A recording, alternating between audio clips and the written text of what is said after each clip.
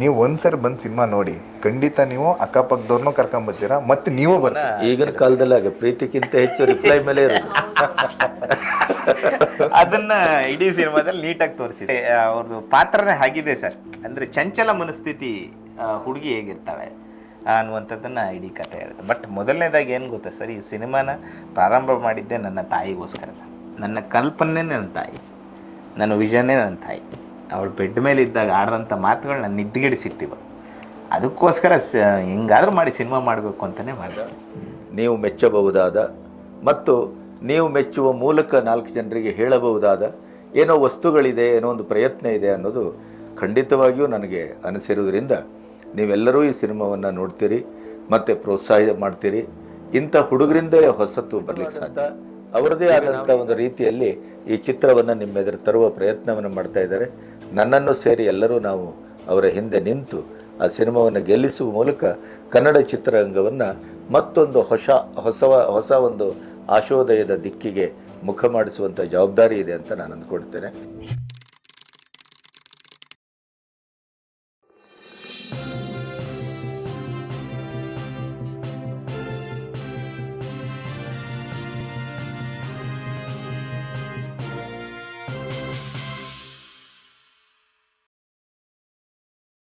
ಈ ಸಿನಿಮಾ ಇನ್ನೊಂದೇನೆಂದರೆ, ಆ ಡೈಲಾಗ್ಸ್ ವಿಚಾರವಾಗಿ ಮತ್ತೆ ಅದನ್ನೇ ಮಾತಾಡ್ತಿದ್ದೀನಿ ಅಂತಲ್ಲ ಸರ್. ಹೌದು, ಇವತ್ತು ಸಿನಿಮಾದ ಸ್ಥಿತಿಗತಿ ಏನಿದೆ ನಿಮ್ಗೆ ಚೆನ್ನಾಗಿ ಗೊತ್ತಿದೆ. ಬಟ್ ಆದರೆ ಒನ್ಸ್ ನಾವು ಒಂದು ಕ್ರೌಡ್ ಪುಲ್ಲಿಂಗ್ ಮಾಡಿ ಥಿಯೇಟ್ರಿಗೆ ಈ ಸಿನಿಮಾ ಪರ್ಟಿಕ್ಯುಲರ್ ಈ ಸಿನಿಮಾಗೆ ನಾವು ಥಿಯೇಟ್ರ್ ಕರ್ಕೊಂಬಂದರೆ ಡೈಲಾಗ್ಸ್ಗೋಸ್ಕರ ರಿಪೀಟೆಡ್ ಆಗ್ತಾರೆ.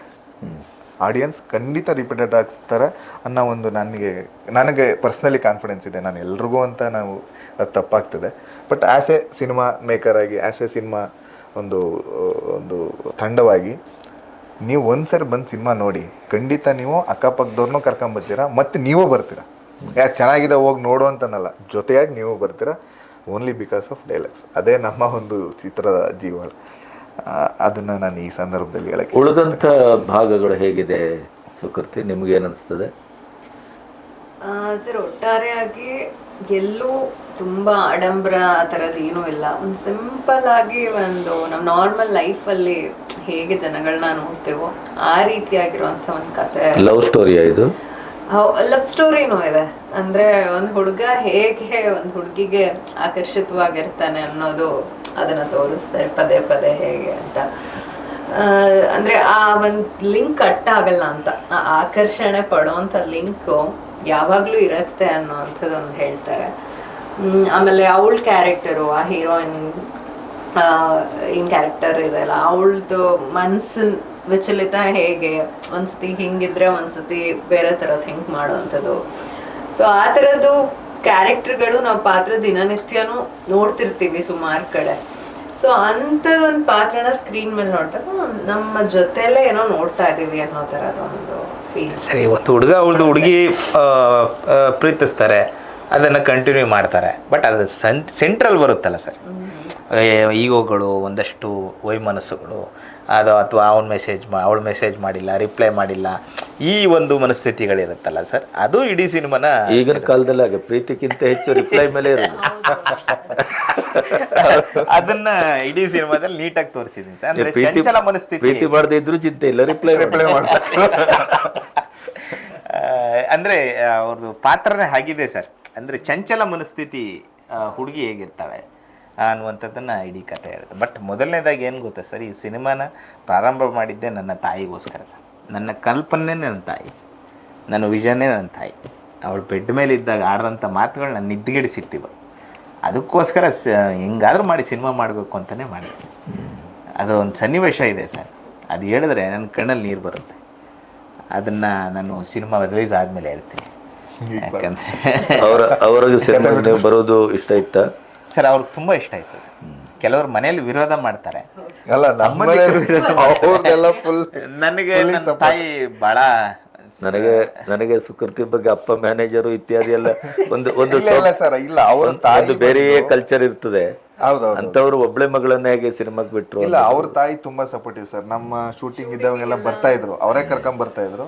ಜೊತೆಲಿ ಬರ್ತಾ ಇದ್ರು. ತುಂಬಾ ಸಪೋರ್ಟಿವ್. ಅದಲ್ಲದೆ ಒಂದೊಂದ್ಸಲ ನಾನೇ ಒಬ್ಳೆ 2-3 ಸಲ ಶೂಟಿಗೆ ನಾನೇ ಕಾರ್ ಡ್ರೈವ್ ಮಾಡ್ಕೊಂಡೆಲ್ಲ ಬಂದಿದ್ದೀನಿ ಶೂಟಿಂಗಿಗೆ. ಇಲ್ಲ, ಅವ್ರ ತಾಯಿ ತುಂಬಾ ಸಪೋರ್ಟಿವ್ ಆಗಿದ್ದಾರೆ, ಅದು ನಾವು ನೋಡಿದೀವಿ. ಸಿನಿಮಾದ ಎಕ್ಸ್ಪೀರಿಯನ್ಸ್ ಏನು ಹೆಣ್ಮಗಳಾಗಿ? ನೀವಿನ್ನೂ ಮೇನ್ ಸ್ಟ್ರೀಮಿಗೆ ನುಗ್ಲಿಲ್ಲ. ಹೌದು. ಆದ್ರೆ ನಾನು ಇವಾಗ ಸುತ್ತಮುತ್ತ ಎಲ್ಲ ನೋಡಿರೋ ಹಂಗೆ ಇಲ್ಲಿಗೆ ಒಳಗ್ ಬರ್ಬೇಕು ಅಂದ್ರೆ ಅಷ್ಟು ಸುಲಭ ಅಂತೂ ಇಲ್ಲ. ಒಂದ್ ಹಿಡ್ತ ಸಿಕ್ಮೇಲೆ ಯು ಕ್ಯಾನ್ ಡೂ ಥಿಂಗ್ಸ್. ಆದ್ರೆ ಅಲ್ಲಿ ಒಳಗ್ ಬರೋವರೆಗೂ ತುಂಬಾ ಕಷ್ಟ ಇದೆ ಸರ್, ಅಷ್ಟು ಸುಲಭ ಇಲ್ಲ ಅಂತೂ. ಅಲ್ಲ, ನಮ್ಮ ಚಿತ್ರತಂಡದ ಜೊತೆ ನಿಮ್ಮ ಅನುಭವನ ಈ ಚಿತ್ರತಂಡದ ಜೊತೆನೂ ತುಂಬಾ ಚೆನ್ನಾಗಿರೋ ಎಕ್ಸ್ಪೀರಿಯನ್ಸ್. ಈ ಚಿತ್ರತಂಡ ಕೂಡ ಇನ್ನೂ ಚಿತ್ರತಂಡ ಆಗ್ಬೇಕಿದೆ. ಇನ್ನು ಅದು ಅದ್ರ ಹೊರಗಡೆ ನಿಂತೇ ಸಿನಿಮಾ ಮಾಡಿದ್ದಾರೆ ಅವರು. ಒಂದು ಹಿಡ್ತ ಸಿಕ್ಮೇಲೆ ಯು ಕ್ಯಾನ್ ಡೂ ಥಿಂಗ್ಸ್. ಆದ್ರೆ ಅಲ್ಲಿ ಒಳಗ್ ಬರೋವರೆಗೂ ತುಂಬಾ ಕಷ್ಟ ಇದೆ ಸರ್, ಅಷ್ಟು ಸ್ಟಾರ್ಟಿಂಗ್ ಏನ್ ಮಾಡಲ್ಲ ಅಂತಾನೆ ಹೇಳಿದ್ದು. ಆದ್ರೂ ಅದು ಹೆಂಗೋ ಮತ್ತೆ ತುಂಬಾ ಕನೆಕ್ಟ್ ಆಗಿ ಮಾತಾಗಿ ಆಮೇಲೆ ಓಕೆ ಅಂತ ಒಪ್ಕೊಂಡು ಮಾಡಿದ್ದು. ಶೂಟಿಂಗ್ ಎಲ್ಲ ಓಕೆ, ಆಲ್ಮೋಸ್ಟ್ ಕೊಳ್ಳೇಗಾಲನೇ ನಡೆದಿರೋದು. ಅದು ಬಿಟ್ರೆ ಮೈಸೂರಲ್ಲಿ ಒಂದಷ್ಟು ಪೋರ್ಷನ್ಸು ಮಾಂಟೇಜಸ್ ಆ ಥರದ್ದೆಲ್ಲ ಮೈಸೂರಲ್ಲಿ ತಗೊಂಡಿದ್ವಿ. ಆಮೇಲೆ ಕೊಳ್ಳೇಗಾಲದ ಹತ್ರ ಕೆಲವೊಂದು ನೇಚರ್ ನಡುವೆ ತಗೊಂಡಿರೋಂಥದ್ದು ಚೆನ್ನಾಗಿತ್ತು. ಜಯಂತ್, ನಿಮ್ಮ ಫಸ್ಟ್ ಸಿನಿಮಾ ಇದು. ಹೌದು ಸರ್. ನಿಮ್ಮ ಈ ಸಿನಿಮಾದಲ್ಲಿ ನಿಮ್ಮಿಂದ ನಾವು ಏನು ಎಕ್ಸ್ಪೆಕ್ಟ್ ಮಾಡ್ಬೋದು? ನಿಮಗೇನು ಅನ್ನಿಸ್ತದೆ? ಬೇರೆಯವರು ಹೇಳೋದು ಆಮೇಲೆ. ಈ ಸಿನಿಮಾದಲ್ಲಿ ಏನು ಎಕ್ಸೆಪ್ಟ್ ಮಾಡ್ಬೋದು ಸರ್? ಖಂಡಿತ ಒಬ್ಬ ಅಂದರೆ ಏನೂ ಇಲ್ಲದೆ ಒಬ್ಬ ವ್ಯಕ್ತಿ ಸಿನಿಮಾದಿಂದ ಅಂದರೆ ಏನು ಎಕ್ಸೆಪ್ಟ್ ಮಾಡ್ಬೋದು ಅಂದರೆ ಒಂದು ನಾರ್ಮಲ್ ಒಂದು ಕ್ಯಾರೆಕ್ಟರು, ಅದರಿಂದ ಯಾವ ಥರ ಎಲ್ಲ ಒಂದು ಜೀವನ ಹೇಗೆ ಸಾಗುತ್ತೆ ಸಿನಿಮಾ ಕಥೆಯಲ್ಲಿ. ಸೊ ನನ್ನ ಕಡೆಯಿಂದ ಅದು ಬಿಟ್ಟರೆ ಏನು ಎಕ್ಸೆಪ್ಟ್ ಮಾಡೋದು ಒಂದು ಸೆಟಲ್ಡ್ ಆಗಿ ನ್ಯಾಚುರಲ್ ಆಗಿ ಒಂದು ನಟನೆ ಮಾಡಿದ್ದೀನಿ, ಡೈರೆಕ್ಟರ್ ಕೊಟ್ಟಿದ್ದೀನಿ. ಕ್ಲೈಮ್ಯಾಕ್ಸಲ್ಲಿ ಸಿಟ್ಟು ಬಂದ್ಬಿಡ್ತಿತ್ತು ಸರ್ ಟೈಮಲ್ಲಿ. ಪರ್ಫಾರ್ಮೆನ್ಸ್ ಮಾಡೋಕ್ಕೆ ಒಂದು ಅವಕಾಶ ಕೊಟ್ಟಿದ್ದಾರೆ. ಪರ್ಫಾರ್ಮೆನ್ಸ್ ಅಂದಾಗ ನಾವು ಸರ್ ನಾರ್ಮಲ್ ಆಗಿ ನಿಮ್ಗೆ ಗೊತ್ತು ಸರ್, ಜನಗಳನ್ನ ನಾವು ಅವ್ರು ನಮ್ಗೆ ಇಷ್ಟಪಡ್ತಾರೋ ಇಲ್ವೋ, ಈ ಥರ ಮಾಡಿದ್ರೆ ಇಷ್ಟಪಡ್ತಾರೆ ಅನ್ನೋದು ಆಗ ನಟನರು ಇದ್ದೇ ಇರುತ್ತೆ ಸರ್. ಹಿಂಗೆ ಮಾಡೋಣ ಹಂಗೆ ಮಾಡೋಣ ಅಂತ ಏನೋ ಓಡ್ತಾ ಇರುತ್ತೆ ಆ ಸ್ಟೇಜಲ್ಲಿ.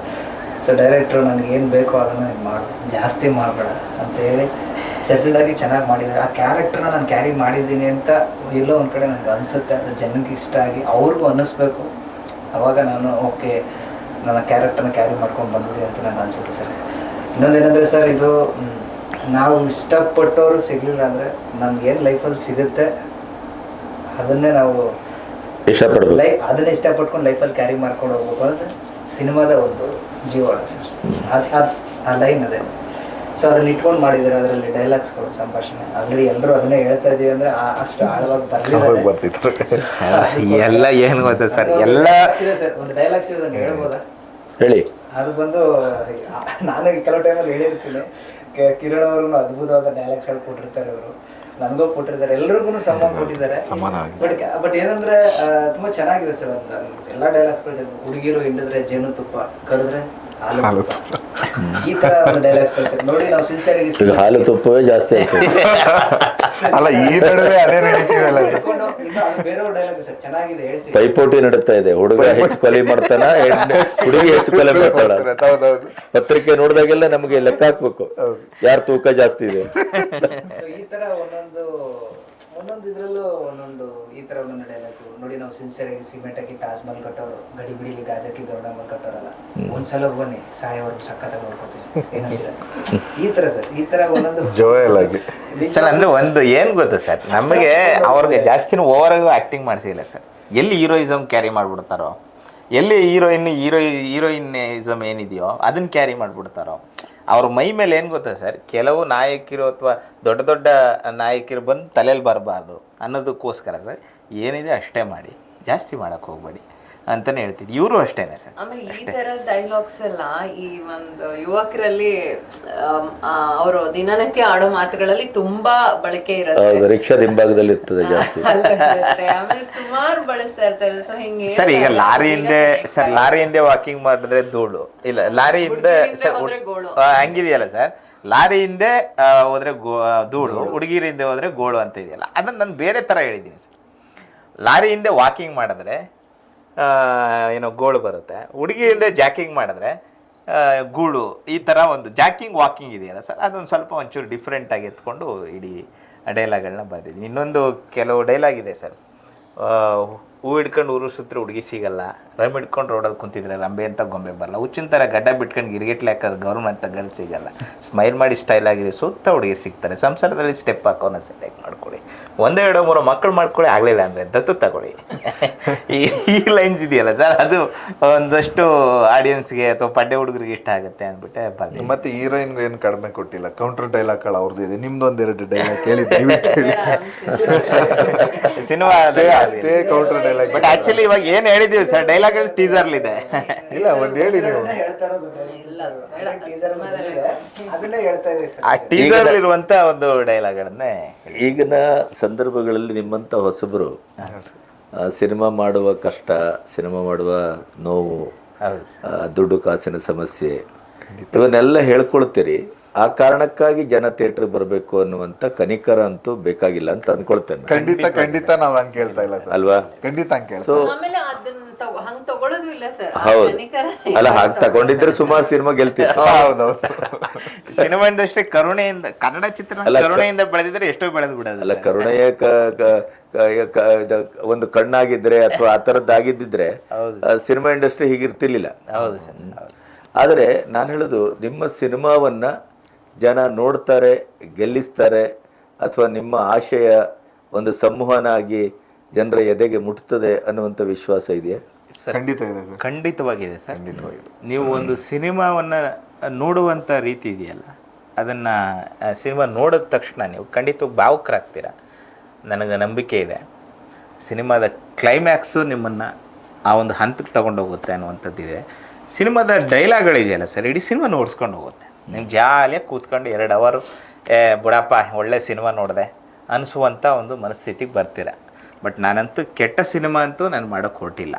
ಒಂದು ಒಳ್ಳೆ ಸಂದೇಶ ಇರುವಂಥ, ಒಂದು ಒಳ್ಳೆ ಭಾವನೆಗಳಿರುವಂಥ ಒಂದು ಸೃಷ್ಟಿ ಮಾಡಿ ಸಿನಿಮಾವನ್ನು ಮಾಡಿದ್ದೀನಿ ಸರ್. ಸಿನಿಮಾ ಅನ್ನುವಂಥದ್ದೇ ಒಂದು ಭಾವನೆಗಳು. ಈಗ ನಾವೇನು ಗೊತ್ತಾ ಸರ್, ಸಿನಿಮಾ ಇಲ್ಲದೆ ನಾವು ಬದುಕಿಲ್ಲ ಸರ್, ಬದುಕೇ ಇಲ್ಲ. ಯಾಕಂದ್ರೆ ನಾನು ನೇರವಾಗಿ ಹೇಳ್ತೀನಿ, ಇವತ್ತು ಸರ್ ಒಬ್ಬ ತಂದೆ ಹತ್ರ ಮಾತು ಬಿಟ್ಟಿರ್ತೀವಿ, ಒಂದು ತಾಯಿ ಹತ್ರ ಮಾತು ಬಿಟ್ಟಿರ್ತೀವಿ, ಅಥವಾ ಸಂಬಂಧಿಕರ ಜೊತೆ ಮಾತು ಬಿಟ್ಟಿರ್ತೀವಿ. ಆ ಸಂಬಂಧಗಳನ್ನು ಒಂದು ಯಾವುದೋ ಒಂದು ರೀಲ್ಸ್ ನೋಡ್ತೀವಿ ಅಂದ್ಕೊಳ್ಳಿ, ಒಂದು ಸಂಬಂಧದ ಬಗ್ಗೆ ಅಥವಾ ತಾಯಿ ಮಮತೆ ಬಗ್ಗೆ, ಒಂದು ತಂದೆಯ ಒಂದು ಕರುಣೆ ಬಗ್ಗೆ ಎಲ್ಲೋ ಒಂದು ರೀಲ್ಸ್ ನೋಡಿದಾಗ ನನ್ನ ತಾಯಿ ತಂದೆನ ಮಾತಾಡ್ಸೋದು ಬಿಟ್ಟಿರ್ತೀನಿ. ಬಟ್ ಅದು ನೋಡಿದಾಗ ಕಣ್ಣೀರು ಇಟ್ಕೊಂಡು ಅವಳನ್ನ ತಬ್ಕೋತೀನಿ. ಬಟ್ ಆ ಸಿನಿಮಾ ಇವತ್ತು ಭಾವನೆಗಳನ್ನು ಮೂಡಿಸಿದೆ. ಆ ಸಿನಿಮಾನೇ ಸರ್ ಇವತ್ತು ನಮ್ಮ ಇಲ್ಲಿವರೆಗೂ ಕರ್ಕೊಂಬಂದಿದೆ. ಬಟ್ ಸಿನಿಮಾದ ಜೊತೆ ಬದುಕ್ತಾ ಇದ್ದೀವಿ. ಸಿನಿಮಾನೇ ಬಿಟ್ಟು ಬದುಕೋದಕ್ಕೆ ಸರ್ ವ್ಯಕ್ತಿಯ ಏನಾಗುತ್ತೆ ಅಂತಂದರೆ ಮಾನವೀಯತೆ ಕಳ್ಕೊಬಿಡ್ತಾನೆ. ಸಿನಿಮಾ ಬಿಟ್ಬಿಟ್ರೆ ಮಾನವೀಯತೆನೇ ಹೊಟ್ಟೋಗ್ಬಿಡುತ್ತೆ ನನ್ನ ಪ್ರಕಾರ. ಯಾಕಂದರೆ ಸಿನಿಮಾ ಅಷ್ಟು ಜೊತೆಗೆ ಬೆಳೆದ್ಕೊಂಡು ಬಂದ್ಬಿಟ್ಟಿದೆ. ಈಗ ಸರ್ ನೀವು ಎಲ್ಲೇ ಇವಾಗ ಒಂದು ರೀಲ್ಸ್ ಒಂದು ಯಾವುದೋ ಒಂದು ಉದ್ದೇಶ ಇರುತ್ತೆ ಸರ್, ಒಂದು ಯಾವುದೋ ಒಂದು ಭಾವನೆಗಳ ಜೊತೆ ಆಟ ಆಡ್ತಾ ಇರುತ್ತೆ ಒಂದು ರೀಲ್. ಆ ರೀಲ್ ನಮ್ಮ ತಲೆಗೆ ಹೋದಾಗ ಓ ಇದು ನನಗೆ ಬೇಕು ಬದುಕಿಗೆ. ಕೆಟ್ಟ ಉದ್ದೇಶಗಳು ಇರುತ್ತೆ, ಬಟ್ ನಮ್ಮ ಒಂದು ಬೌದ್ಧಿಕ ಮಟ್ಟ ಏನಿದೆಯೋ ಅದರ ಪ್ರಕಾರ ನಾವು ತಗೋಬೇಕಾಗತ್ತೆ. ಅದರ ಪ್ರಕಾರ ನಾವು ಸ್ವೀಕರಿಸಿದಾಗ ಮಾತ್ರನೇ ಅದು ಒಳ್ಳೆಯದ ಕೆಟ್ಟದ್ದ ಅನ್ನೋದು ಬಟ್ ಒಳ್ಳೆಯ ಅಂಶಗಳು ತುಂಬ ಇದೆ ಸರ್. ಭಾವನೆಗಳು ಇಡೀ ಸಿನಿಮಾನೇ ಸರ್. ಸಿನಿಮಾಗಳಿಲ್ಲದೆ ಭಾವನೆಗಳಿಲ್ಲ. ಬಿಡುಗಡೆಗೆ ಏನು ತಯಾರಿ ಮಾಡ್ತಾ ಇದ್ದೀರಿ? ಇವತ್ತು ಸಿನಿಮಾ ಮಾಡೋದು ಮುಖ್ಯ ಅಲ್ಲ, ಹೌದು ಸರ್. ಥಿಯೇಟರ್ ತರೋದು ಮುಖ್ಯ, ತಂದ ಮೇಲೆ ಅದನ್ನು ಉಳಿಸ್ಕೊಳ್ಳೋದು ಮುಖ್ಯ. ಹೌದು ಸರ್. ಈ ಥರದ ಹೋರಾಟಗಳು ಭಾಳಷ್ಟು ಆಗ್ತಾ ಇದೆ ಸರ್. ಈಗಾಗಲೇ ಮಾತುಕತೆ 1-2 ಸುತ್ತು ಮಾಡಿದ್ದೀನಿ. ಅವರು ಸೆಪ್ಟೆಂಬರ್ಗೆ ಆಲೋಚನೆ ಮಾಡೋಣ, ಸೆಪ್ಟೆಂಬರ್ಗೆ ಬರುವಂಥ ಕೆಲವೊಂದಷ್ಟು ಸಿನಿಮಾಗಳಿದೆ. ಅದಾದಮೇಲೆ ನೋಡಿಕೊಂಡು, ಯಾಕಂದರೆ ನಿನಗೆ ಆ ಒಂದು ಕಾಲಾವಕಾಶ ಕಾಲಮಾನ ಕರೆಕ್ಟಾಗಿದೆ ಅನಿಸುತ್ತೆ ಅಂತ ಹೇಳಿದ್ದಾರೆ ಸರ್. ನಾವು ಆಮೇಲೆ ಆ್ಯಕ್ಚುಲಿ ಮಾನ್ಸೂನಲ್ಲಿ ಬರಬೇಕಾಗಿತ್ತು ಸಿನಿಮಾ. ಅಧಿಕವಾಗಿ ನನಗೆ ಮಾನ್ಸೂನ್ ಅಂದರೆ ಭಾಳ ಇಷ್ಟ. ಸಿನಿಮಾ ಒಂದು ಮಳೆಗಾಲ, ಈ ಮಾನ್ಸೂನ್ ಮಾರುತಗಳ ಕಾಲ ಇದೆಯಲ್ಲ ಸರ್, ಅವು ಎರಡೂ ನನಗೆ ತುಂಬ ಆತ್ಮೀಯ ಅನಿಸುತ್ತೆ. ಅದಕ್ಕೋಸ್ಕರ ನಾನು ಆ ಒಂದು ತಿಂಗಳಲ್ಲಿ ಬರೋಣ ಅಂದ್ಕೊಂಡು ಆಲ್ಮೋಸ್ಟ್ ಸೆಪ್ಟೆಂಬರಲ್ಲಿ ಬರ್ತೀವಿ ಸರ್. ಆಮೇಲೆ ನನಗೆ ಥಿಯೇಟರ್ ಕೊಟ್ಟಿಲ್ಲ, ಥಿಯೇಟರ್ ಸಿಗಲಿಲ್ಲ, ಆ ಥರ ಸಮಸ್ಯೆಗಳು ಈಗ ಭಾಳ ಕಾಡ್ತಾ ಇದೆ. ಹೌದು ಸರ್. ಅದು ಆ ವಿಷಯವಾಗಿ ಅಂದರೆ ನಾವು ಈ ಜುಲೈಯಲ್ಲೇ ಬರಬೇಕಾಗಿತ್ತು ಸರ್. ಅಂದರೆ ಸುಮಾರು ಒಂದಷ್ಟು ಸಿನಿಮಾ ಇರೋದ್ರಿಂದ ನಮ್ಮ ಪ್ರಯತ್ನಗಳು ವ್ಯರ್ಥ ಆಗಬಾರ್ದು ಅಂತಲೇ ನಾವು 1-2 ತಿಂಗಳು ಮುಂದೆ ಹಾಕೊಂಡ್ವಿ. ಫಸ್ಟ್ ವಿಚಾರ. 2ನೇ ವಿಚಾರ ಏನು ಹೇಳ್ತೀನಿ ಅಂದರೆ ಸರ್, ನಾನು ಹೌದು ನೀವು ಹೇಳ್ದಂಗೆ ಇವತ್ತು ಸಿನಿಮಾ ಮಾಡೋದು ಸ್ವಲ್ಪ ಸುಲಭವಾಗಿದೆ ಮಾಡೋರ್ಗೆ, ಇಂಟ್ರೆಸ್ಟ್ ಇಟ್ಟು ಅದನ್ನು ತನು ಮನ ಧನ ಎಲ್ಲವನ್ನು ಅರ್ಪಿಸೋರ್ಗೆ ಆಗಿದೆ. ನೀವು ಹೇಳ್ದಂಗೆ ಥಿಯೇಟ್ರಿಗೆ ತರೋದೇ ಒಂದು ದೊಡ್ಡ ಒಂದು ಸಾಹಸ. ಥಿಯೇಟ್ರಿಗೆ ತಂದ ಮೇಲೆ ಅಲ್ಲಿಗೆ ಜನಗಳನ್ನ ತಂದು ನಾವು ಕೂಡ್ಸೋದು ದೊಡ್ಡ ಸಾಹಸ. ಆ ನಿಟ್ಟಿನಲ್ಲಿ ಏನೇನು ಮಾಡ್ಬೋದು, ಕ್ವಾರ್ಟ್ರು ಬಿರಿಯಾನಿ ಎಲ್ಲ ಬರಬೇಕಾಗುತ್ತೆ.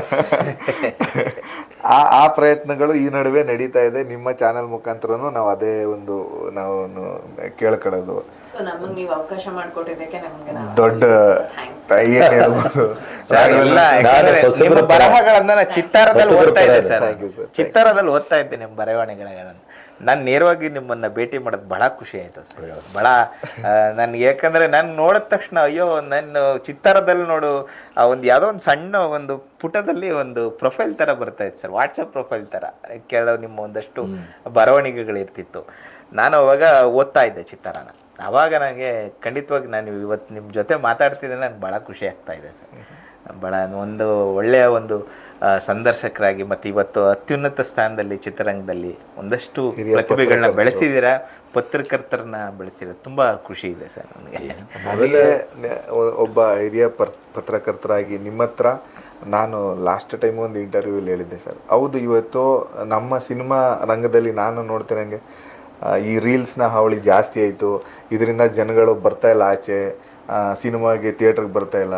ಹೌದು, ಇದೆಲ್ಲವನ್ನು ಸೋಷಿಯಲ್ ಮೀಡಿಯಾ ಇದೆಲ್ಲವನ್ನು ನಾನು ಒಪ್ಕೋತೀನಿ. ಇವತ್ತಿನ ಜನಮಾನಸಕ್ಕೆ ಅದು ಬಂದುಬಿಟ್ಟಿದೆ. ಬರಲಿ, ನಾನು ಅವರೆಲ್ರಿಗೂ ಒಂದು ನಿಮ್ಮ ಮುಖಾಂತರ, ನಾನು ಬಿ ಗಣಪತಿ ಸರ್ ಚಾನಲ್ ಮುಖಾಂತರ ನಾನು ಕೇಳ್ಕೊಳ್ಳೋದೇನೆಂದರೆ, ನೋಡಿ, ನಿಮ್ಮನ್ನು ಹಲವಾರು ವರ್ಷಗಳು ಅಥವಾ ಅನಾದಿ ಕಾಲದಿಂದಲೂ ನಿಮ್ಮನ್ನು ಎಂಟರ್ಟೈನ್ ಅಥವಾ ನಿಮ್ಮನ್ನು ಏನು ಹೇಳ್ತಾರೆ ಎಂಟರ್ಟೈನ್ಗೆ ಅದನ್ನು ಮಾಡ್ಕೊಂಡು ಬಂದಿರುವಂತಹದ್ದು ಮನೋರಂಜನೆ ಕೊಡ್ತಾ ಬಂದಿರುವುದು ಒಂದು ನಾಟಕ, ಬೀದಿ ನಾಟಕ ಅಥವಾ ತದನಂತರ ಅಣ್ಣವ್ರ ಕಾಲದಲ್ಲಿ ಬಂದಮೇಲೆ ನಾಟಕಗಳು, ಸಿನಿಮಾ ರಂಗ.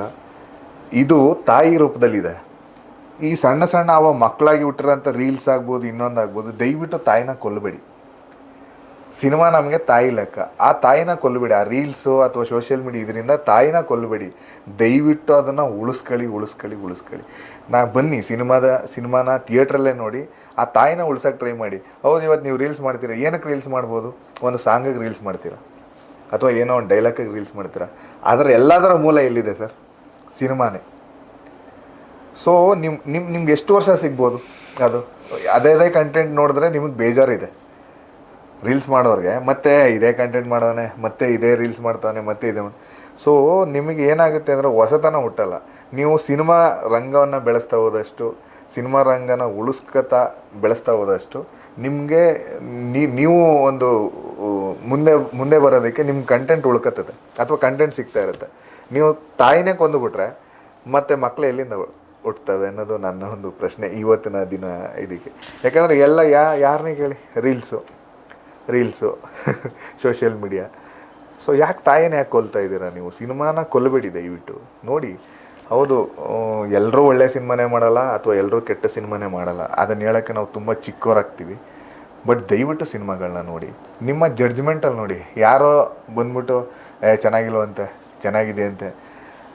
ನಾನು ಪ್ರೇಕ್ಷಕರನ್ನ ಕೇಳ್ಕೊಳ್ಳೋದಿಷ್ಟೇ, ಹಿಂದೆ ಎಲ್ಲ ಒಬ್ಬರು ಮಾತನ್ನ ಕೇಳಿ ನೀವು ಸಿನಿಮಾಗೆ ಹೋಗ್ತಿರ್ಲಿಲ್ಲ. ಕಡಿಮೆ ನಾನು ನೋಡಲೇಬೇಕು ಅಂತ ಸಿನಿಮಾಗೆ ಹೋಗ್ತೀರಿ. ಆ ಮನಸ್ಥಿತಿಗೆ ಬನ್ನಿ, ದಯವಿಟ್ಟು ಆ ಮನಸ್ಥಿತಿಗೆ ಬನ್ನಿ. ನೀವು ಹೋಗಿ, ನೀವು ನೋಡಿ, ಜಡ್ಜ್ಮೆಂಟ್ ಕೊಡಿ. ಹಂಗೇ ಬರ್ತಾಯಿದ್ರು. ಅದನ್ನೇ ನಿಮ್ಮಂಥವ್ರು ಹಿಂಗೆ ಹೇಳಿ ಕೊನೆಗೆ ಸಿನಿಮಾ ಥಿಯೇಟರ್ ಸಾವಸು ಬೇಡ ಅಂದ್ಬಿಟ್ಟು. ಅಲ್ಲ ಸರ್, ನಾನು ಹೌದು ಇರಬಹುದು ಅದು ಏನು ಅಂದರೆ ಸಿನಿಮಾ ಕೂಡ ಚೆನ್ನಾಗಿರಬೇಕು. ಈಗ ಎಷ್ಟೋ ಸಿನಿಮಾ ಚೆನ್ನಾಗಿದೆ ಅಂತ ಹೇಳಿಯೇ ಥಿಯೇಟ್ರಿಗೆ ಹೋಗಿ ಭ್ರಮ ನಿರಸನ ಆಗಿದೆ. ಖಂಡಿತ ಒಂದೆರಡು ಸರಿ ಓಕೆ. ಅದು every day is not A Sunday ಅಲ್ವಾ? ಈಗ 4 ಸಿನಿಮಾ ನೋಡಿದಾಗ 3 ಸಿನಿಮಾವೂ ಗೋವಿಂದ ಆಗ್ಬಿಟ್ರೆ ಆಮೇಲೆ ಇವ್ರು ಸಾವಸ್ವ ಬೇಡ, ಸಿನಿಮಾ ನೋಡೋದೇ ಬೇಡ ಅನ್ನುವ ಹಂತಕ್ಕೆಲ್ಲೋ ಜನಗಳು ಬಂದಿದ್ದಾರೆ ಅಂತ ಅನಿಸ್ತಾ ಇದೆ ನನಗೆ. ಖಂಡಿತ ಅದಾಗಿದೆ ಸರ್. ಏನಕ್ಕೆಂದ್ರೆ ನೋಡಿ, ಸಿನಿಮಾನ ಪ್ರೀತಿ ಮಾಡಿ, ಸಿನಿಮಾನ ಫಸ್ಟ್ ಪ್ರೀತಿ ಮಾಡಿ, ಸಿನಿಮಾನ ಒಳ್ಳೆ ರೀತಿಯಲ್ಲಿ ಮಾಡಿ. ನಮ್ಮ ಮನಸ್ಸಿಗೆ ಸಮಾಧಾನ ಕೊಡೋದಲ್ಲದೆ ಸಿನಿಮಾ ರಂಗ ಅಂತಕ್ಕಂಥದ್ದು ನನ್ನೊಬ್ಬನಿಗೆ ಸಮಾಧಾನ ಕೊಡೋಂಥ ವಿಚಾರ ಅಲ್ಲ. ಆ್ಯಸ್ ಎ ಡೈರೆಕ್ಟ್ರಾಗಿ ಆ್ಯಕ್ಟ್ರಾಗಿ ನಮಗೆ ಸಮಾಧಾನ ಇದ್ದೇ ಇರ್ತದೆ, ಅದು ಬೇರೆ ಪ್ರಶ್ನೆ. ಬಟ್ ಆದರೆ ನಾನು ಯಾವುದೇ ಸಿನಿಮಾ ಅಂದರೆ ನಮ್ಮ ಸ್ನೇಹಿತರದ್ದು, ನಮ್ಮ ಬಳಗದಲ್ಲಿ ಮಾತಾಡುವಾಗ ನಾನು ಹೇಳ್ತೀನಿ, ಗುರು, cinema is a team work. ಎಲ್ಲರ ಮನಸ್ಥಿತಿನೂ ಒಂದೇ ಥರ ವರ್ತಿಸ್ಬೇಕಲ್ಲಿ. ಒಂದು ಸಿನಿಮಾ, ಒಂದು ಕತೆ, ಒಂದು ಚಿತ್ರಣ ಅಂತ ಬಂದಾಗ ಅದಾದ ನಂತರ ಜನಗಳಿಗೆ ನಾವು ಏನು ಜಡ್ಜ್ಮೆಂಟ್ ಕೊಡ್ತಾ ಇದ್ದೀವಿ ಅದನ್ನು ನೀವು ಪಾರದರ್ಶಕವಾಗಿ ನಿಮ್ಮ ಆತ್ಮಾವಲೋಕನ ನೀವು ಮಾಡ್ಕೊಳ್ಳಿ. ಥಿಯೇಟ್ರಿಗೆ ತೆರಕ್ಕೂ ಮೊದಲೇ ಇದು ಸಾಕಷ್ಟು ಬಾರಿ ಡಿಸ್ಕಸ್ ಆಗಿರುತ್ತೆ. ಈಗ ಸಿನಿಮಾ ಫಸ್ಟ್ ಕಾಪಿ ನೋಡುವಾಗ ನಾನು ಏನು ಜಡ್ಜ್ಮೆಂಟ್ ಮಾಡಿದ್ದೀನಿ ಮಾಡಿಲ್ಲ ಅನ್ನೋದು ನೋಡಿರ್ತೀವಿ. ಈ ಸಿನಿಮಾದ ಬಗ್ಗೆ ಈ ಜಜ್ಮೆಂಟ್ ಅನ್ನೋ ದೃಷ್ಟಿಯಿಂದ ಏನು ಹೇಳ್ತೀರಿ ತಾವು? ಅಂದರೆ ನಾವು ಥಿಯೇಟ್ರ್ ಬರೋ ಮೊದಲು ಹೇಗೆ ಅನಿಸಿದೆ ನಿಮಗೆ? ನನಗೆ ಎಲ್ರಿಗೂ ನನ್ನೊಬ್ಬನಿಗೆ ಅಂತಲ್ಲ ಸರ್, ಎಲ್ರಿಗೂ ನಮ್ಮ ಸಿನಿಮಾ ಬೆಸ್ಟ್ ಅಂತಲೇ ಅನಿಸ್ತದೆ. ಬಟ್ ಅಲ್ಲಿ ಒಂದು 10 ಜನ 15 ಜನ ಅಥವಾ ನಿಮ್ಮಂಥ ಒಂದು ಮುತ್ಸದ್ದಿಗಳನ್ನ ಕೂತ್ಕೊಂಡು ನಾವು ಸಿನಿಮಾ ತೋರಿಸಿರ್ತೀವಿ. ಅಟ್ ಎನಿ ಕಾಸ್ಟು ನಮ್ಮ ಆಪ್ತ ಬಳಗದಲ್ಲಿ ಸರ್ ನಾನು ಹೆಂಗೆ ತೆಗ್ದಿದ್ದೀನಿ ನೋಡಿ, ಇದು ಜಡ್ಜ್ಮೆಂಟ್ ಮಾಡ್ಬೋದಾ, ಇದು ನಿಂತ್ಕೊಳ್ಳುತ್ತಾ ಅನ್ನೋದನ್ನ ನಾವು ನಿಮ್ಮ ಹತ್ರನಾರು ಸಜೆಷನ್ ಕೇಳಿರ್ತೀವಿ. ನಿಮ್ಮಂಥ ನೇರ ನಿಷ್ಠುರ ವಾದಿ ನಿಮ್ಮ ಚಾನಲ್ ಹೇಳಂಗೆ ನೀವು ಹೇಳಿರ್ತೀರ ನಮಗೆ ಇದು ಹಿಂಗೆ ವರ್ಕ್ ಆಗುತ್ತೆ, ಇದು ಹಿಂಗೆ ವರ್ಕ್ ಆಗಲ್ಲ ಅಂತ. ಆ ಆತ್ಮಾವಲೋಕನ ಫಸ್ಟ್ ಮಾಡ್ಕೊಂಬಿಡಿ. ಅದಾದಮೇಲೆ ನೀವು ಜನಗಳು ಥಿಯೇಟ್ರಿಗೆ ಬರ್ತಿಲ್ಲ ಅಂತೇಳಿ ಅದು ಬಿಟ್ಬಿಟ್ಟು ನಾನು ಮಾಡಿರೋದೇ ಹೆತ್ತವ್ರಿಗೆ ಹೆಗ್ಗಣ ಮುದ್ದಾದ್ರೆ ಸಮಸ್ಯೆ ಆಗುತ್ತೆ. ಅದೇ ಸಮಸ್ಯೆ ಆಗೋದು ಬೇಡ. ನಿಮ್ಮಂಥ ಮುತ್ಸದಿಗಳು ಹೇಳೋದನ್ನ ಸ್ವಲ್ಪ ಮೈಂಡ್ ಆಯ್ತು, ಈಗ ಆಗ್ಬಿಟ್ಟಿದೆ ಅದನ್ನು ಮೈಂಡಲ್ಲಿ ಇಟ್ಕೊಳ್ಳಿ. ಬರಲಿಲ್ಲ ಅಂತ ನಾವು ಕಂಪ್ಲೇಂಟ್ ಮಾಡೋದು ಬದಲು ನಾನು ಗಣಪತಿ ಸರ್ ಆಲ್ರೆಡಿ ಎಚ್ಚರಿಸಿದ್ರು ಅನ್ನೋನ್ನ ತಿಳ್ಕೊಂಡು ನೆಕ್ಸ್ಟ್ ಸಿನಿಮಾಗೆ ಏನು ಪ್ರಿಪ್ರೇಷನ್ ಮಾಡಬೇಕು ದೊಡ್ಡ ಮಟ್ಟದಲ್ಲಿ ಡಿಸ್ಕಷನ್ ಮಾಡಿ. ಹೆಚ್ಚು ಡಿಸ್ಕಷನ್ ಆದಷ್ಟು ಸಿನಿಮಾ ಚೆನ್ನಾಗಿ ಬರುತ್ತೆ ಅನ್ನೋದು ನನ್ನ ಒಂದು ಒಪಿನಿಯನ್. ಈ ಹಂತದಲ್ಲಿ ನಿಮ್ಮ ಸಿನಿಮಾದ ಬಗ್ಗೆ ಜನಗಳಿಗೆ ಏನು ಹೇಳ್ತೀರಿ? ಸರ್, ಸಿನಿಮಾಗೆ ಸಂಬಂಧಪಟ್ಟಂತೆ ಏನಂತಂದರೆ ಸಿನಿಮಾ ಖಂಡಿತವಾಗಿ ನಿಮ್ಮನ್ನು ಮನೋರಂಜನವಾಗಿ 2 ಅವರ್ಸ್ ಏನಿದೆ ಸರ್, 2 ಗಂಟೆ ಅಥವಾ 2 ಗಂಟೆ 14 ನಿಮಿಷ ಇದೆ ಸರ್ ಸಿನಿಮಾ. 2 ಗಂಟೆ 14 ನಿಮಿಷಗಳು ಕೂಡ ಪ್ರತಿಯೊಂದು ಸಿನಿಮಾದ ಡೈಲಾಗ್ಗಳು ಕೂಡ ರೀಲ್ಸ್ ಆಗಿ ಕನ್ವರ್ಟ್ ಆಗ್ಬೋದು. ನೀವು ಏನು ಒಂದೊಂದು ರೀಲ್ ನೋಡ್ತೀರಾ ಅದು 2 ಅವರ್ ಕೂಡ ಸಿನಿಮಾ ಅಷ್ಟೇ. ರೀಲ್ ನೀವೇನು ನೋಡ್ತೀರಾ ಅದೇ ಥರ ಸಿನಿಮಾ ಇದೆ ಸರ್. ರೀಲ್ಸ್ ಮಾಡೋರೆಲ್ಲ ಬಂದ್ಬಿಡ್ಬೇಕು ಆಲ್ಮೋಸ್ಟ್ ಹಾಗೇ ಇದೆ ಸರ್. ಯಾಕಂದರೆ ಸಿನಿಮಾ 2.25 ಗಂಟೆ ಸಿನಿಮಾದ ಡೈಲಾಗ್ಗಳೇ ಇಡೀ ಸಂಭಾಷಣೆನೇ ಇಡೀ ಸಿನಿಮಾ ಅನ್ಕೋತೀನಿ. ಯಾಕೆ ಪ್ರತಿಯೊಂದು ಡೈಲಾಗ್ಗಳು ಕೂಡ ರೀಲ್ಗಳಾಗುತ್ತವೆ. ಅಷ್ಟು ಸಂಭಾಷಣೆಗಳು ನನಗೊಂದು ನಂಬಿಕೆ ಇದೆ ಸರ್. ಏನೋ ಗೊತ್ತಿಲ್ಲ, ಏನೋ ನನಗೆ ಅನಿಸಿದ್ದನ್ನು ಬರೆದಿದ್ದೀನಿ. ಅದು ನನ್ನ ಪ್ರೇಕ್ಷಕ ಯಾರಿರ್ತಾರೆ ಅಥವಾ ಅಭಿಮಾನಿ ದೇವರು ಅಂತಾರಲ್ಲ ನಮ್ಮ ಅಣ್ಣವ್ರು ಹೇಳ್ದಂಗೆ ಅವ್ರಿಗೆ ಬಿಟ್ಟಿದ್ದು ಸರ್. ಯಾಕಂದರೆ ಎಲ್ಲರೂ ಕೂಡ ನಾವು ಆ ಭಾಗದಿಂದ ಬಂದವರು. ಅಣ್ಣವ್ರನ್ನ ನೆನೆಸ್ಕೊಂಡು ನನ್ನ ಪಕ್ಕದ ಊರೇ ಸರ್ ನಮ್ಮೂರು, ನಮ್ಮ ಅಣ್ಣವ್ರೂರು. ಅವರು ಆ್ಯಕ್ಚುಲಿ ಸಿಂಗನಲ್ಲೂರು ಪುಟ್ಟಸ್ವಾಮಯ್ಯ ಮುತ್ತುರಾಜ್ ಅಂತ ಅವರು ಊರು. ಬಟ್ ಇವತ್ತು ನಾವು ಅಲ್ಲಿಂದ ಆ ಭಾಗದಿಂದ ಅಥವಾ ಚಾಮರಾಜನಗರದಿಂದ ಏನು ಬಂದಿದ್ದೀವಿ ಎಲ್ಲರನ್ನೂ ಕೂಡ ಅಲ್ಲಿಯವ್ರನ್ನೇ ಕಟ್ಕೊಂಡು ಸಿನಿಮಾ ಮಾಡಿದ್ದೀನಿ. ಒಂದು ಸಣ್ಣ ಸಿನಿಮಾ ಸರ್, ದೊಡ್ಡ ಸಿನಿಮಾ ಅಂತ ಅನ್ನಲ್ಲ. ಬಟ್ ನಿಮ್ಗೆ 2 ಅವರ್ ನಾನು ಎಂಟರ್ಟೈನ್ ಮಾಡ್ತೀನಿ. ಅದು ನಂಬಿಕೆ ನಾನು ಕೊಡಬಲ್ಲೆ. ಸುಕೃತಿ? ಅದೇ ಸರ್, ಸಿನಿಮಾ ನೋಡಿ ಅವರೇ ಅದನ್ನ ಕಂಡ್ಕೋಬೇಕು. ನಾವು ಏನು ಹೇಳಿದ್ರು, ಎಷ್ಟೇ ಅದಕ್ಕೆ ಅಲಂಕಾರ ಮಾಡಿ ಏನೇ ಹೇಳಿದ್ರು, ಅದು ಅವ್ರು ಸ್ವತಃ ಅದನ್ನ ಅನುಭವಿಸಿದಾಗ ಮಾತ್ರ ಅದು ಅವ್ರಿಗೆ ಏನು ಅಂತ ಗೊತ್ತಾಗುತ್ತೆ. ಇಲ್ಲ ಅಂದ್ರೆ ನಾವು ಸುಮ್ಮನೆ ಹೇಳ್ತಾನೆ ಇರ್ತೀವಿ ನಾವು ಮಾಡಿದೀವಿ ಹಂಗಿದೆ ಹಿಂಗಿದೆ ಅಂತ. ಬಟ್ ಯಾರು ಅದನ್ನ ಸೆಲ್ಫ್ ಎಕ್ಸ್ಪೀರಿಯನ್ಸ್ ಮಾಡ್ತಾರೋ ಅವ್ರಿಗೆ ಏನು ಅನ್ಸುತ್ತೆ ಅದೇ ಫೈನಲ್. ಇವರು ಆಮೇಲೆ ನಮ್ಮ ಇವರಿದಾರಲ್ಲ ಸರ್, ನಮ್ಮ 3 ತಂಡದವರೇ ಸಿನಿಮಾ ತೆಗಿಯುವಾಗ ಏನು ತೆಗಿತಾ ಇದ್ದಾರೆ, ಏನು ಮಾಡ್ತಿದ್ದಾರೆ, ಒಂದು ಡೈಲಾಗ್ ಇಲ್ಲ ಇವ್ರಿಗೆ ಹಂಗನ್ಬಿಡ್ತೀವಿ. ಹಂಗಂದಿದ್ದಾರೆ ಸರ್, ಏನು ಮಾಡ್ತಿದ್ದಾರೆ ಇವ್ರಿಗೆ ಗೊತ್ತಿತ್ತು ಬಟ್ ಇವ್ರಿಗೆ ಏನು ತೆಗಿತಾ ಇದ್ದಾರೆ ಏನು ನನಗೆ ಒಂದು ಅರ್ಥ ಆಗ್ತಿಲ್ಲ. ಬಟ್ ಸಿನಿಮಾ ಒಂದ್ಸಲ ನೋಡಿದ್ರಲ್ಲ ಸರ್, ಇವ್ರು ಪಜಲ್ ಮಾಡ್ತಿದ್ದು ಒಂದು ವಿಚಾರ. ಸ್ವತಃ ತಾಯಿ ಹೇಳಿದ್ರು ಸರ್, ಬಂದು ನನಗೆ ತಿಂಡಿ ತಿಂತ ಹೇಳಿದ್ರು. ನಾನೇನೋ ಅನ್ಕೊಬಿಟ್ಟಿದ್ದೆಪ್ಪ, ಸಿನಿಮಾ ನೋಡಿದ್ಮೇಲೆ ನನ್ನ ಖಂಡಿತ ಆ ಕೊನೆ ಕ್ಷಣಗಳಿದೆಯಲ್ಲ ಭಾವುಕತೆನ ಮುಡಿಸ್ಬಿಡ್ತು ಅಂತೇಳಿ. ನಾನು ಮೇಡಮ್ ಅಮ್ಮ ನಿಜವಾಗ್ಲೂ ಹೇಳ್ತಾ ಇದ್ದಾರೆ ಇಲ್ವಾ ಅಂತಂದೆ ಸರ್. ನಾನು ಅವ್ರನ್ನ ಇಲ್ಲ ತುಂಬ ಚೆನ್ನಾಗಿ ಮಾಡಿದೀಯಾ ಅಂತಂದ್ರೆ ಸರ್. ಅವರು ಕೂಡ ಅಷ್ಟೇ ಸರ್, ಅವರು ನುರಿತ ಕಲಾವಿದ್ರೇನಲ್ಲ, ಇರುವಂಥದ್ರಲ್ಲಿ ಏನೋ ಮಾಡಿದ್ದಾರೆ. ಬಟ್ ರಿಯಾಲಿಟಿಯಾಗಿ ಒಬ್ಬ ಸಾಮಾನ್ಯ ಬಡ ಕುಟುಂಬದಲ್ಲಿರುವಂಥ ವ್ಯಕ್ತಿ ತನ್ನ ತಾಯಿನ ಉಳಿಸ್ಕೊಳ್ಳೋಕ್ಕೆ ಏನೆಲ್ಲ ಶ್ರಮ ಆಗ್ತಾನೆ ಎಂದು ಇಡೀ ಸಿನಿಮಾದ ಕತೆ ಸರ್. ಕತೆ ಹಾಗೆ ಹೋಗುತ್ತೆ, ನೋಡಿಸ್ಕೊಂಡು ಹೋಗುತ್ತೆ ಸರ್. 2 ಗಂಟೆ ನಿಮಗೆ ಕಂಟಿನ್ಯೂಸ್ ಆಗಿ ಎಂಟರ್ಟೈನ್ ಮಾಡಬಲ್ಲೆ. ನಾನು ಅಶೋರ್ಡ್ ಹೇಳ್ತಿಲ್ಲ ಸರ್, ನೀವು ನೋಡಿದ ಮೇಲೆ ಡಿಸೈಡ್ ಮಾಡಿ ಮಾಡಿದ್ದಾನ ಇಲ್ವಾ ಅನ್ನೋದು ಮಾಡಬಲ್ಲೆ ಅಂತ ಅನಿಸಿದೆ ಸರ್, ಅಷ್ಟೇ. ಬಟ್ ಪ್ರತಿಯೊಂದು ವಿಚಾರದಲ್ಲೂ ಅಷ್ಟೇ ಸರ್, ಇವರು ತುಂಬ ನನಗೆ ಸಪೋರ್ಟ್ ಮಾಡ್ಕೊಂಡ್ಬಂದರು. ಹೇಳಬೇಕು ಅಂತಂದರೆ ನನಗೆ ಪಾಪ ಅವ್ರಿಗೆ ಕನ್ವಿನ್ಸ್ ಕೊಡೋಕ್ಕೂ ದುಡ್ಡು ಇರಲಿಲ್ಲ ಸರ್. ಕೆಲವು ಸಂದರ್ಭದಲ್ಲಿ ಬಿಡಿ ಸರ್ ಆಯ್ತು ಬರ್ತೀನಿ, ಆದರೂ ಕನ್ವಿನ್ಸ್ ಆಗಿದ್ದಾರೆ ಅವರು. ಆಯ್ತು ಬರ್ತೀನಿ ಬಿಡಿ ಸರ್, ಆಯಿತು ಬರ್ತೀನಿ, ಏನೋ ಮಾಡ್ತಿದ್ದೀರಾ ಬರ್ತೀನಿ ಬಿಡಿ ಸರ್. ಬಂದು ಸರ್ ಆಮೇಲೆ ನಮ್ಮ ಶಿವರಾಜು ಅಂತ ಒಂದು ಕ್ಯಾರೆಕ್ಟರ್ ಇದ್ದ ಅವರೇ ಸರ್, ಬ್ಯಾಟ್ರಿ ಚಾರ್ಜರ್ ಇಲ್ಲ ಕಣ, ಹೋಗಿ ಹಾಕ್ಬಿಟ್ಟು ಬಂದ್ಬಿಡು ಅಂದರೆ ಕೊಡಪ್ಪ ಆಯಿತು ಹೋಗಿ ಹಾಕ್ಬಿಟ್ಟು ಬಂದ್ಬಿಡೋಣ ಸರ್. ನಾನು ಇಲ್ಲಿ ಶಾರ್ಟ್ ತೆಗಿತಾ ಇದ್ದರೆ ಅವನೇ ಹಾಕ್ಬಿಟ್ಟು ಅವನೇ ರಿಮೂವ್ ಮಾಡ್ಕೊಂಬಂದು ಬ್ಯಾಟ್ರಿಗೆ. ಎಲ್ಲರ ಶ್ರಮ ಇದೆ ಒಂದು ಪ್ರತಿ ಪುಟ್ಟ ಒಂದು ಗದ್ದೆಯಲ್ಲಿ ಇಳಿಬೇಕಾದ್ರೂ ಕೂಡ ಸರ್ ಇಳಿವರೆಗೂ ಮುಳಿಕೊಂಡ್ರು ಕೂಡ ನಾನು ತಲೆ ಕೆಡಿಸ್ಕೊತಿಲ್ಲ, ಶಾರ್ಟ್ಸ್ ತೆಗಿತಾ ಇದ್ದೆ. ಅಂದು ಅಷ್ಟು ನಮ್ಮ ಚಾಮರಾಜನಗರ ಕೊಳ್ಳೇಗಾಲ ತುಂಬ ಅದ್ಭುತವಾಗಿ ತೋರಿಸಿದ್ದೀನಿ. ಜಯಂತ್ ಅವರು ಅಷ್ಟೇ. ಮತ್ತು ತಾಯಿ ಪಾತ್ರ ಮಾಡಿದ್ದಾರೆ ಸರ್, ಮಮತಾ ತುರುವೇಕೆರೆ ಅಂತ, ಅವಳು ತುಂಬ ಚೆನ್ನಾಗಿ ಮಾಡಿದ್ದಾರೆ. ಅವರ ಒಂದು ಪಾತ್ರಗಳೇನಿದೆ ಸರ್, ಸಣ್ಣ ಒಂದು ತಾಯಿ ಮತ್ತು ಮಗನ ಒಂದು ಬಾಂಧವ್ಯ ಇದೆಯಲ್ಲ ಸರ್, ನೈಜವಾಗಿ ನೀವು ವಾಸ್ತವವಾಗಿ ನೋಡ್ಬೋದು, ಅಷ್ಟು ಅದ್ಭುತವಾಗಿ ಮಾಡಿದ್ದಾರೆ. ಆ ಒಂದು ಕೆಲವು ದೃಶ್ಯಗಳಿದೆ ಸರ್, ನನಗನ್ಸುತ್ತೆ ಅದು ಏನೋ ನಾನು ಮರುಸೃಷ್ಟಿ ಮಾಡಿದನೋ ಅಥವಾ ಸೃಷ್ಟಿ ಮಾಡಿದನೋ ಗೊತ್ತಿಲ್ಲ, ಬಟ್ ಖಂಡಿತವಾಗಿ ಏನಂತಂದರೆ ಒಂದು ಹಂತದಲ್ಲಿ ಎಲ್ಲೋ ಕಣ್ಣಂಚಲ್ಲಿ ನೀರು ತರಿಸ್ಬೋದು ಅನಿಸುತ್ತೆ. ಬಟ್ ನಮ್ಮ ದಿವ್ಯಕುಮಾರ್ ಅವರು ಸರ್ ಹೇಳ್ಬೇಕು ಅಂತಂದರೆ ಈ ಸಿನಿಮಾಗೆ ಮೊದಲಿಗ್ನಾಗ ನಿಂತ್ಕೊಂಡು ಎಲ್ಲ ಮುಗಿಸ್ಕೊಂಡು ಎಲ್ಲ ಕೆಲಸದಲ್ಲೂ ಸರ್, ಪ್ರತಿಯೊಂದು ಹಂತದಲ್ಲೂ ನನಗೆ ಒಂದೊಂದು ಸಂದರ್ಭದಲ್ಲಿ ಸರ್ ಹೇಳ್ಬೇಕು ಅಂದರೆ ಈ ಮನುಷ್ಯನೇ ಸರ್, ಮನುಷ್ಯ ಇಲ್ಲ ಅಂದಿದ್ರೆ ಸಿನಿಮಾ ಆಗ್ತಿರಲಿಲ್ಲ. ದಿವ್ಯಕುಮಾರ್ ಸತ್ಯಗಾಲ ಇವತ್ತು ಈ ಸಿನಿಮಾಗೆ ಫಸ್ಟು ನನ್ನ ತಾಯಿ ಸರ್, ಅದಾದಮೇಲೆ ಈ ಮನುಷ್ಯರಿಂದನೇ ಈ ಸಿನಿಮಾ ಆಗಿದೆ. ನೀವು ಬರಪ್ಪ ಮಾತಾಡ್ತೀಯ ಬಾ. ರಾಘು ಸರ್ ನಮಸ್ತೆ ಸರ್, ಹೇಗಿದ್ದೀರಿ ಸರ್? ಹಾಂ ಚೆನ್ನಾಗಿದ್ದೇನಪ್ಪ. ಈ ಸಿನಿಮಾದ ಬಗ್ಗೆ ನಿಂದು ಏನು ಕಮಿಟ್ಮೆಂಟು? ಈ ಥರ ನನಗೆಲ್ಲ ಫೋನ್ ಮಾಡೋದು ಏನಂದ್ರೆ ಈ ಸಿನಿಮಾ ತಂಡ ಇವರು ಚಾಮರಾಜನಗರ ಜಿಲ್ಲೆಯವರು, ನನಗೆ ಅದೊಂದು ಖುಷಿ, ನಮ್ಮ ಅಣ್ಣವ್ರ ಊರಿಂದ ಬಂದಿರೋರು ಅಂತ. ಇನ್ನೇನಂದ್ರೆ ಹೊಸಬ್ರು ತಂಡ ಹೊಸ ಪ್ರಯತ್ನ ಕೈ ಹಾಕಿದೆ, ನನ್ನ ಕೈಲಿ ಏನು ಸಪೋರ್ಟ್ ಆಗುತ್ತೆ ಮಾಡೋಣ ಅಂತ. ಫಸ್ಟಿಗೆ ಮತ್ತೆ ನಮ್ಮ ದಿವ್ಯಕುಮಾರ್ ಸತ್ಯಗಾಲ ಭಾಳ ಆತ್ಮೀಯ, ಇನ್ನು ಸುಮಾರು ಒಂದು 10 ವರ್ಷದಿಂದ ಭಾಳ ಆತ್ಮೀಯ ಗೆಳೆಯವನು. ಈ ಚಿತ್ರದಲ್ಲಿ ಸರ್ ಭಾಳ ಒಳ್ಳೆ ಚಿತ್ರ ಮಾಡಿದ್ದೀವಿ ಸರ್, ನೀವು ಬಂದು ಒಂದು ಸಲ ಫಿಲಮ್ ನೋಡಿ ಸರ್, ಸಪೋರ್ಟ್ ಮಾಡಿ ಅಂತ. ಹಾಗೆ ಒಂದು ಸಲ ಪ್ರಚಾರ ಮಾಡಿಸ್ಕೊಡಿ ಸರ್, ನೀವು ಬನ್ನಿ ಅಂತ. ಕಳೆದ ತಿಂಗಳು ನಾವು ನಮ್ಮದೊಂದು ಕಾರ್ಯಕ್ರಮದಲ್ಲಿ ಚಿತ್ರದ ಪೋಸ್ಟರ್ ಬಿಡುಗಡೆ ಮಾಡಿದ್ವಿ.